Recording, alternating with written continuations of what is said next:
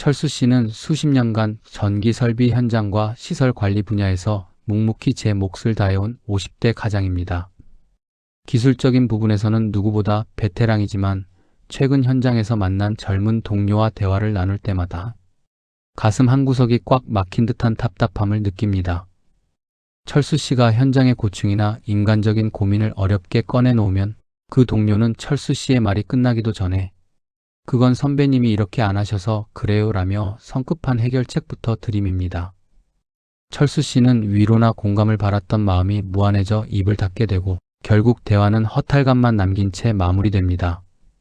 또한 철수 씨는 자신의 실수를 지적받았을 때 사과보다 변명을 늘어놓는 사람들을 보며 깊은 회의감을 느낍니다. 잘못을 인정하고 다시는 그러지 않겠다고 약속하면 끝날 일을 그때 상황이 이래서 어쩔 수 없었다거나 원래 시스템이 문제다라며 자존심을 세우는 모습에 신뢰가 무너집니다. 현장의 안전과 직결된 문제에서도 똑같은 잘못이 되풀이되는 것을 보며 철수 씨의 안색은 날로 어두워져만 갑니다. 40대 중반의 서희 씨 역시 비슷한 고통을 겪고 있습니다. 서희 씨 주변에는 "나는 솔직한 게 좋아라는 말을 방패처럼 휘두르는 지인이 있습니다. 그 지인은 솔직함을 핑계로 서희 씨의 아픈 부분을 서슴없이 건드리거나 분위기가 싸해질 정도로 무례한 말을 내뱉고도 "내가 틀린 말 한 건 아니잖아? 라며 당당해합니다. 서희 씨가 힘들었던 일을 이야기하면 어느새 대화의 주제는 그 지인의 자기 자랑으로 바뀌어 있습니다. 서희 씨는 늘 조연에 불과했고 대화의 주인공은 언제나 그 지인이었습니다. 이러한 사회적 지능이 낮은 사람들의 공통된 특징은 주변 사람들의 감정 에너지를 바닥나게 한다는 점입니다. 그들은 분위기가 차갑게 식어도 눈치를 보지 않고 자기 할 말만 쏟아내며 상대가 말을 거는 것 자체를 겁내게 만듭니다. 철수 씨와 서희 씨는 이런 관계 속에서 예전에 활기찼던 자신의 모습이 사라져가는 것을 느낍니다. 내가 무엇을 위해 이토록 배려하고 참아왔나 하는 무력감은 마치 가뭄든 논바닥처럼 내면을 갈라지게 만듭니다. 이제 이 지독한 소통의 감옥에서 벗어나야 할 때입니다. 타인 중심의 삶에서 나 중심의 삶으로 전환하기 위해, 그리고 사회적 지능이 낮은 이들로부터 내 마음을 보호하기 위해 우리가 당장 실천해야 할 심리적 처방전을 제시합니다. 첫째, 타인에 대한 기대를 내려놓고 내면의 요새를 쌓으십시오. 우리는 흔히 내가 배려한 만큼 상대도 나를 이해해 줄 것이라 기대합니다. 하지만 사회적 지능이 낮은 이들에게 그런 기대를 하는 것은 메마른 사막에서 꽃이 피길 기다리는 것과 같습니다. 그들이 조언보다 공감을 먼저 하기를, 혹은 솔직함을 무기로 상처 주지 않기를 바라는 마음을 비우십시오. 상대의 무례함이 나의 가치를 결정짓는 것이 아니라는 사실을 명확히 인지하고 그들의 말에 즉각적으로 반응하지 않는 연습이 필요합니다. 둘째, 감정적 거리 두기를 실천하고 나 자신에게 집중하십시오. 상대가 대화의 주인공이 되려 하거나 변명만 늘어놓는다면 그 대화에 깊이 몰입하여 에너지를 낭비하지 마십시오. 정중하되 단호하게 대화를 마무리하고 당신의 소중한 시간을 당신이 좋아하는 일이나 성장을 위한 활동으로 채워야 합니다. 타인을 바꾸려 애쓰는 대신 내가 통제할 수 있는 유일한 영역인 나의 마음가짐과 태도에 집중하는 것이 진정한 자존감을 회복하는 길입니다. 셋째, 죄책감 없이 관계의 경계를 설정하십시오. 분위기를 망치는 사람의 눈치를 보느라 억지로 웃어주거나 맞장구 쳐줄 필요가 없습니다. 무례한 행동에 대해서는 침묵하거나 짧게 대답함으로써 당신의 불편함을 표현해도 괜찮습니다. 그것은 인색함이 아니라 나를 지키기 위한 정당 방위입니다. 나 중심의 삶으로 전환한다는 것은 이기주의가 아니라 내 삶의 주권을 타인의 입술 끝에 맡기지 않겠다는 선언입니다. 매일 사소한 성취를 만들며 당신의 내면을 단단하게 다져나갈 때 사회적 지능이 낮은 이들의 소음은 당신의 평온을 흔들지 못할 것입니다. 우리가 왜 이러한 무례함에 아파하는지, 그리고 왜 앞서 제시한 실천법들이 필요한지에 대한 근거를 옛 성현의 지혜와 현대적 분석을 통해 살펴보고자 합니다. 인간관계의 근본을 설파한 성현 공자는 사실 그 누구보다 혼란스럽고 무례함이 판치는 시대를 견뎠습니다. 공자가 살았던 춘추 전국시대는 예의가 사라지고 오직 힘과 이익만이 지배하던 약육강식의 전쟁터였습니다. 이런 상황에서 공자가 가장 강조한 것은 바로 예와 서였습니다. 서라는 것은 내 마음과 같이 남의 마음을 헤아리는 역지사지의 정신입니다.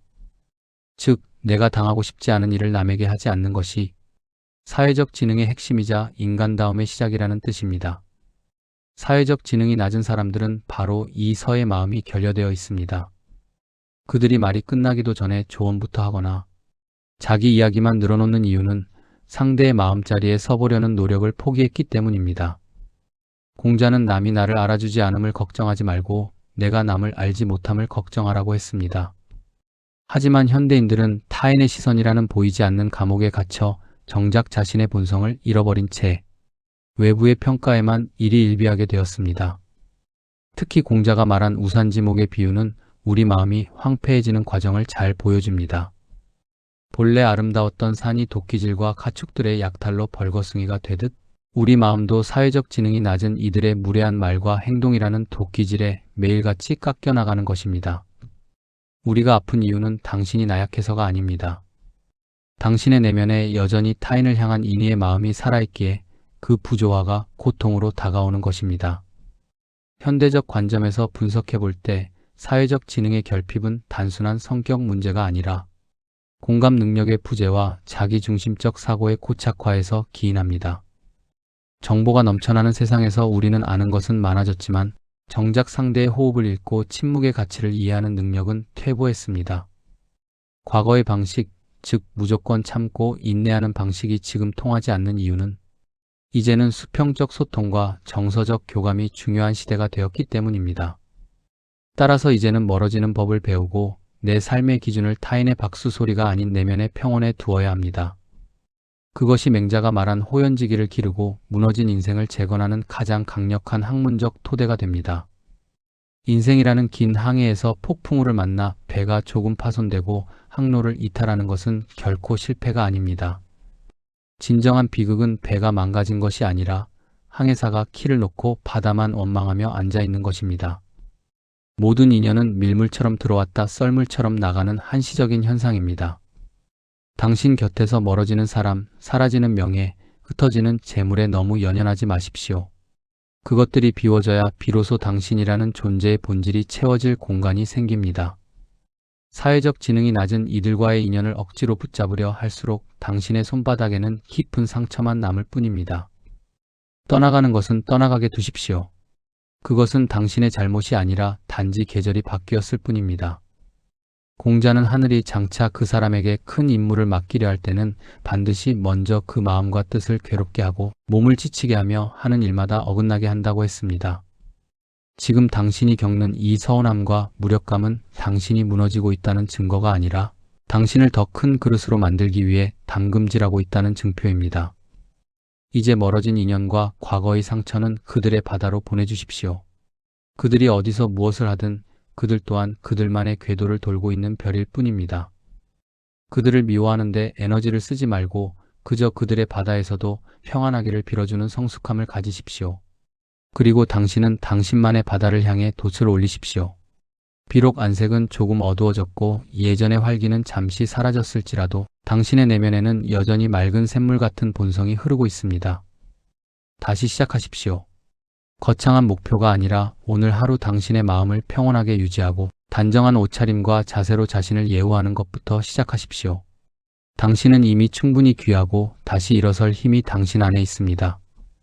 당신의 인생 노을이 지나고 나면 더 찬란한 새벽이 올 것임을 믿습니다. 각자의 바다에서 오직 당신답게 행복하시길 진심으로 축원합니다. 당신의 잘못이 아니니 이제 평온해지십시오.